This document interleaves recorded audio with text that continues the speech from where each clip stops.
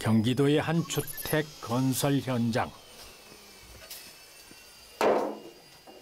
성실하기로 소문난 인부 우진 씨에게는 꼭 챙겨야 할 중요한 일과가 있다고 합니다.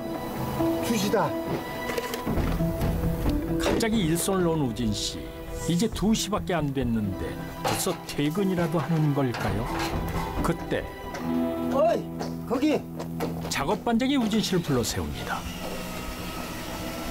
저쪽에 벽돌 작업 좀 도와줘요. 안 돼요. 뭐요? 죄송합니다. 안 돼요. 아니, 안 되는 게 어딨어. 제대로 설명도 못하고 쩔쩔매는 우진 씨. 왜 이러는 걸까요? 한장님 잠깐만요. 새로 오셔가지고 잘 모르시나 본데 이 친구는 2시부터 4시까지가 자유시간이에요. 아, 참. 뭐라고? 자유시간이 어딨어?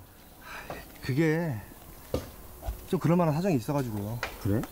박씨 얼른 가봐. 고맙습니다. 고맙습니다. 사실 우진 씨는 지적장애 상급 판정을 받은 장애인인데요. 우진 씨에게만 특별한 자유시간이 허락된 이유는 뭘까요? 잠시 후 우진 씨는 한 고급 주택에 담벼락에 매달려 있었습니다. 대체 뭘 하려는 거죠? 3시다. 열려라. 아, 우진 씨의 말이 떨어지기 무섭게 창문이 열리네요. 그런데 방 안에 누워있는 여자는 누굴까요? 보아하니 많이 아파 보이는데요. 우진 씨가 눈을 떼지 못합니다. 오늘도 예쁘다. 어제보다 예쁘다. 두 사람 사이엔 도대체 무슨 사연이 있는 걸까요? 한 지적장애 남성의 기막힌 순애보가 지금 시작됩니다.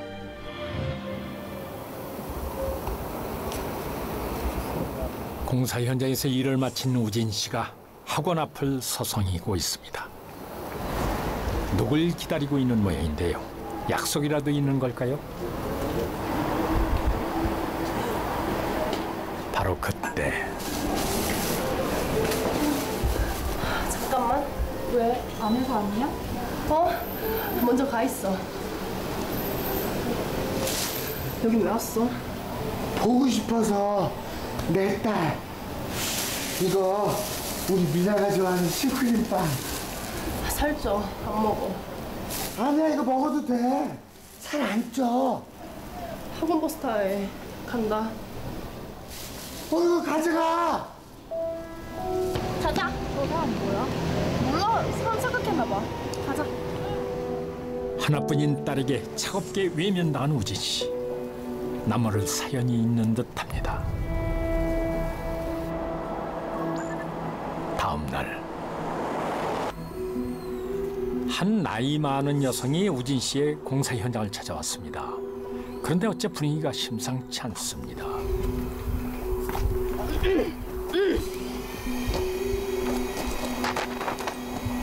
안녕하세요, 장모님. 나 좀 보세요. 네. 아, 우진 씨의 장모님이었군요. 근데 사위의 일터까지 이렇게 직접 찾아온 걸 보니 무슨 중요한 일이라도 있나 본데요.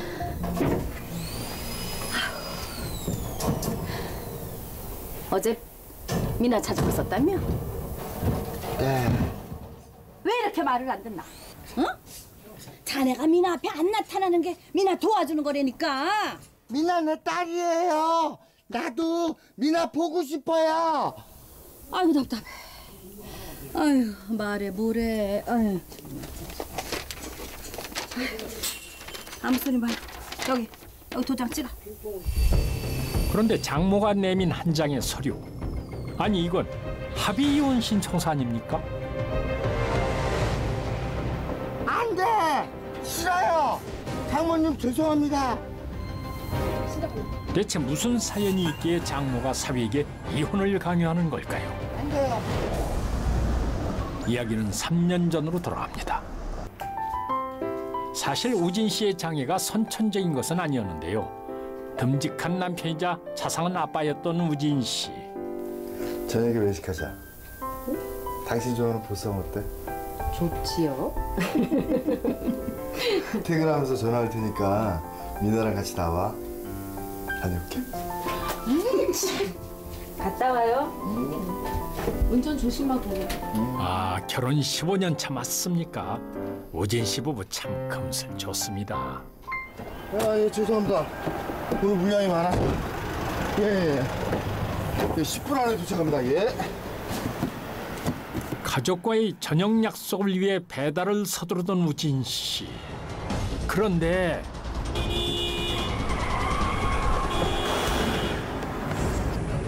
불의의 교통사고를 당한 우진 씨. 다행히 생명에는 지장이 없었지만 머리를 다친 우진 씨는 지적장애 판정을 받게 됩니다.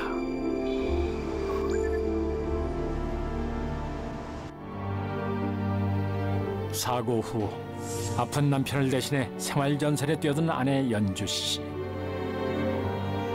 갑작스러운 부모의 역할 변화는 사춘기 딸 미나에게도 큰 혼란을 가져왔습니다.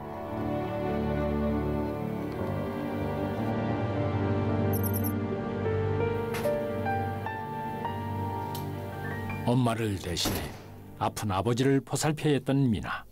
그런데 미나 왔어? 저녁 먹어야지.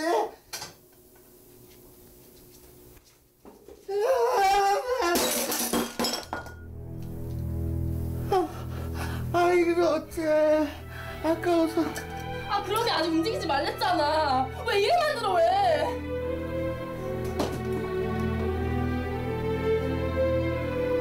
미나의 기억 속에 있던 예전의 아빠는 더 이상 현실에 존재하지 않았습니다.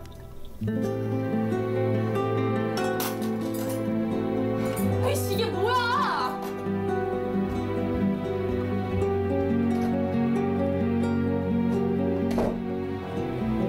행복했던 우진 씨 가족의 비극. 하지만 이것은 시작에 불과했습니다. 3년 후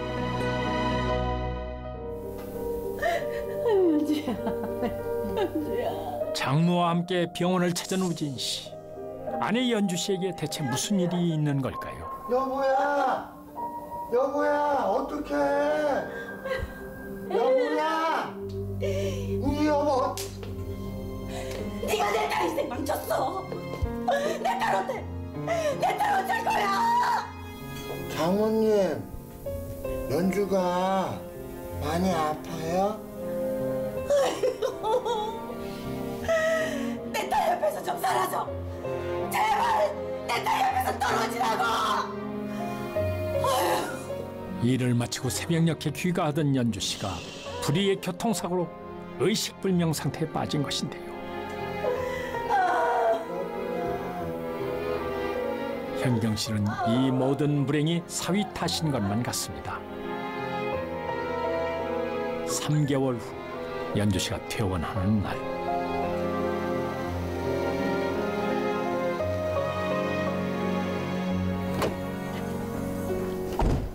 식물인간 판정을 받은 연주 씨가 결국 병원 치료를 중단하고 집으로 돌아옵니다. 우리 집으로 가야 되는데. 장모님, 여기 우리 집 아닌데요? 자네가 얘를 어떻게 챙기려 그래? 응? 앞으로 내 딸은 내가 책임질 거네. 지적장애를 앓고 있는 사위에게 딸을 맡길 수 없었던 현경 씨. 장모님, 저도 할게요. 연주가 많이 아프니까. 자네가 뭐래? 응? 간병인도 있으니까 신경 끄고 그만 가게. 미나도 여기서 지낼 거니. 안 돼! 미나야, 아빠랑 갈 거지? 아침 엄마가 간수도 못하면서 뭘 어쩐다 그래? 아 미안. 나도 힘들어. 장모는 지적장애를 가진 사위가 식물인간인 딸과 아직 학생인 손녀를 제대로 보살필 수 없다고 판단했기 때문에 자신의 집으로 데려왔던 것인데요. 가뜩이나 사위를 못마땅했던 장모는 이참에 아예 사위와 인연을 끊고자 딸과의 이혼을 종용했던 겁니다. 결국 는 씨는 어쩔 수 없이 가족들과 생이별을 할 수밖에 없었던 것이죠. 그 후 우진 씨는 매일 오후 3시가 되면 처갓집을 찾았습니다. 환기를 시키기 위해 창문을 열어놓는 시간을 기억해 아내를 보러 왔던 것이죠. 3시인데 창문이 안 열려. 3시인데 3시 맞는데. 하지만 여느 때처럼 창문이 열리지 않자 불안해진 우진 씨. 그때 집에서 나온 한 여성이 우진 씨에게 다가옵니다. 저기 오늘 미나 어머니 보러 오셨죠? 아, 예. 간병인 고맙습니다. 미나 엄마 도와주셔서. 아니에요. 오늘은 미나 엄마가 감기 기운이 있어서 창문을 못 열었어요. 아, 예. 그럼 오늘 못 보겠다. 우진 씨 여간 실망스러운 게 아닌 모양입니다. 그런데 혹시 휴대폰 있으세요? 휴대폰. 이거. 예, 잠시만요. 우진 씨의 휴대전화에 뭘 하려는 거죠? 여기요. 제가 종종 미나 어머니 사진이라도 좀 보내드릴게요. 사진이요? 고맙습니다. 미나 엄마 매일 보고 싶어요. 미나도 매일매일 보고 싶어요. 고맙습니다. 예상치 못한 간병인의 친절. 세상의 모든 걸 얻은 것처럼 행복해하는 우진 씨입니다. 며칠 후 출근 준비에 한창인 우진 씨. 아, 휴대전화에 메시지가 도착한 모양인데요. 하이, 좋은 아침. 오늘요, 민아 엄마도 컨디션 참 좋아 보이죠? 벌써 꽃단장 다 마쳤거든요. 민아 아버지도 오늘 기운 내시고 화이팅! 우리 연주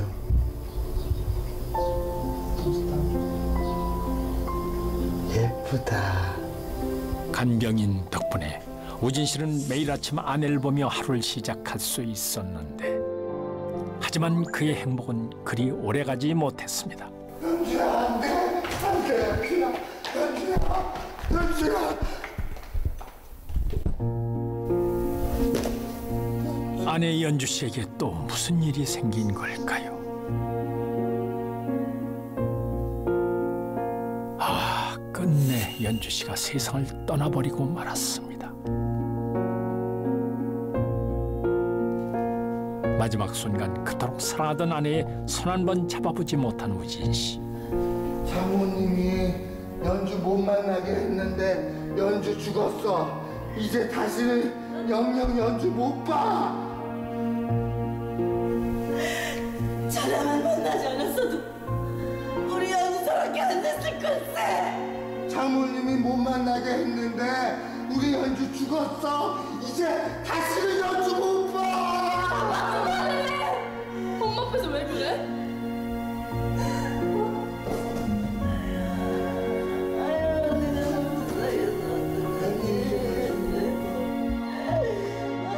우진 씨 가족의 불행은 대체 언제쯤 끝이 나는 걸까요?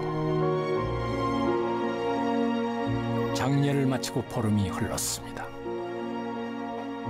다급히 사위의 집을 찾은 현경 씨. 안에 있나? 문 열어! 장모님 안녕하세요. 아유, 아니, 미나야. 장모님 왜 그러세요? 근데 손녀딸을 왜 여기서 찾는 겁니까? 미나 어딨어? 미나 네가 데려갔지? 바른 대로 말해. 아니에요 장모님. 바른 대로 말 안 해. 네가 데려갔잖아. 미나 어쩌냐고! 미나 여기 없어요. 정말 미나 여기 없어요 장모님. 장례를 치른 지 한 달도 지나지 않았는데 이건 또 웬 날벼락입니까? 미나에게 대체 무슨 일이 생긴 걸까요? 경찰은 탐문 수사를 통해서 양이 의문의 차를 타고 사라졌다는 그 목격자의 진술을 확보할 수 있었는데요. 주변 CCTV 영상을 통해서 양이 타고 간 차량 번호를 확인한 후에 차량의 이동 경로를 추적해서 양의 위치 파악에 나섰습니다. 미나가 사라진 지 이틀째. 경찰이 한 폐건물 지하로 들어섭니다. 미나의 행적이 마지막으로 포착된 것을 중심으로 수색에 나선 것인데요. 납치가 의심되는 상황. 미나의 안전을 위해서는 한시가 급합니다. 그런데 그때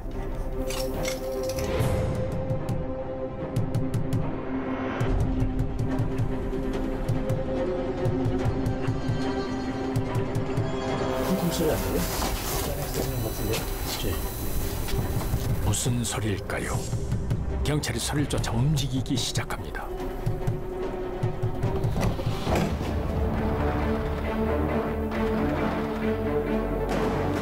살려주세요.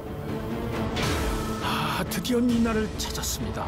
대체 누가 미나를 이런 곳에 가둬둔 걸까요? 다음 날 경찰은 미나의 진술을 토대로 용의자를 체포했습니다. 그런데 용의자를 보자 경악을 금치 못하는 현경 씨. 놀랍게도 미나를 납치한 사람은 간경인 유정하였습니다. 가만히 있어. 왜 그랬어? 도대체 우리 미나한테 무슨 짓을 한 거야? 이거 뭐예요? 이 아이가 왜 이래요? 무슨 나요? 이런 나쁜. 그만하세요.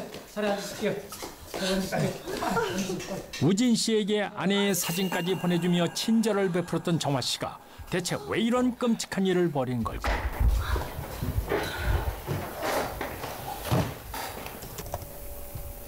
유정아 씨, 박미나 양을 납치하는 건 뭡니까? 이봐 아저씨. 아저씨는 왜 가만히 있는데? 당신도 같이 있잖아. 아니 이게 무슨 소리야? 같이 하다니? 아니에요! 이 여자가 미나랑 같이 살게 해준다 그랬어요. 시키는 대로 다 하라 그랬잖아. 아니 이제 와서 나한테 싹 다 덤탱이 씌우는 거야? 아니에요. 딸과 함께 살기 위해 납치를 도왔다니 도무지 납득할 수 없는 상황인데요. 대체 무슨 일이 있었던 걸까요? 이야기는 한 달 전으로 거슬러 올라갑니다. 간병인 유정화는 우연히 현경 씨의 통화 내용을 엿듣게 됩니다. 보험금? 한 5억 정도 나온대. 사위가 장애가 있으니까 나한테 들어오지. 연주 씨의 사망 보험금으로 5억 원이 나온다는 말에 유정화는 한 가지 음모를 꾸밉니다. 연주 씨가 사망한 후 우진 씨를 불러낸 유정화. 미나 아버지 이러다 미나까지 평생 못 만나는 거 아니에요? 네? 왜요? 나 미나 아빠예요. 아니 그렇잖아요. 미나 할머니 때문에 미나 엄마도 못 만나고 죽었는... 아니 미안해요.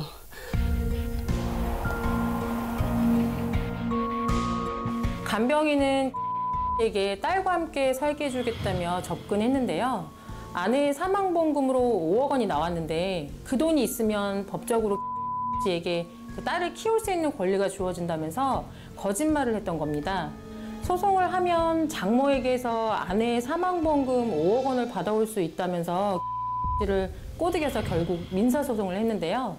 게다가 소송에서 이기려면 딸을 또 데리고 있는 게 유리하다고 설득해서 을 납치할 계획까지 세웠던 겁니다. 그리고 며칠 후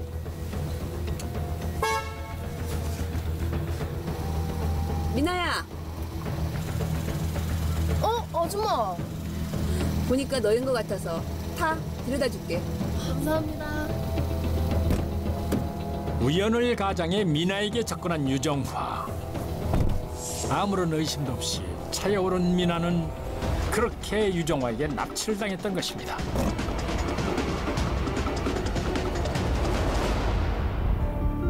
놀랍게도 유정화와 함께 미나를 지하창고에 가둔 사람은 우진 씨였습니다. 무서워서 싫다. 여기는 미나 할머니가 절대 못 찾는 곳이에요. 제일 안전하다니까. 얼른 들어오세요. 언제 또 장모가 와서 미나를 빼앗아갈지 모른다며 우진 씨에게 겁을 준 유정아. 단지 딸과 함께 살고 싶다는 생각에 우진 씨는 미나를 납치하는 데 동참했던 것이지요. 걱정 마세요. 잠깐이면 돼요. 그렇게 미나를 납치한 후 우진 씨에게 쇠뇌 교육을 시킨 유정아. 미나 할머니가 와서 물어보면 어떻게 하라고 했죠? 몰라요. 미나 여기 안 왔어요. 미나 내가 안 데리고 왔어요. 잘했어요. 사실 씨는 지적 장애인이고 또 다른 미성년자였기 때문에 장모가 사위 의 후견인 자격으로 사망보험금을 관리해왔던 것인데요. 간병인 씨는 씨가 소송을 통해서 장모에게 사망보험금을 빼앗아 오게 되면 후견인 행세를 하면서 돈을 관리해주는 척하다가 몽땅 가로채려고 했던 겁니다. 하지만 그 과정에서 을 무리하게 납치하게 되면서 의 모든 범행이 들통나게 된 것입니다. 딸을 사랑하는 우진 씨의 순수한 마음을 범죄에 악용한 유정아. 아니, 돈 때문에 애한테 그런 몹쓸 짓을 해 이런 얘가 왜 이래 정말. 장모님! 잘못했어요. 미나 보고 싶어요. 아이고, 이 사람. 자네를 어쩜 좋나. 아이고. 사회적 약자를 이용한 파렴치한 범죄. 결국 유정아는 미성년자 약취 유인 혐의로 구속됐고 우진 씨는 정상이 참작돼 처벌을 면할 수 있었습니다. 탐욕의 끝에 행복은 없습니다.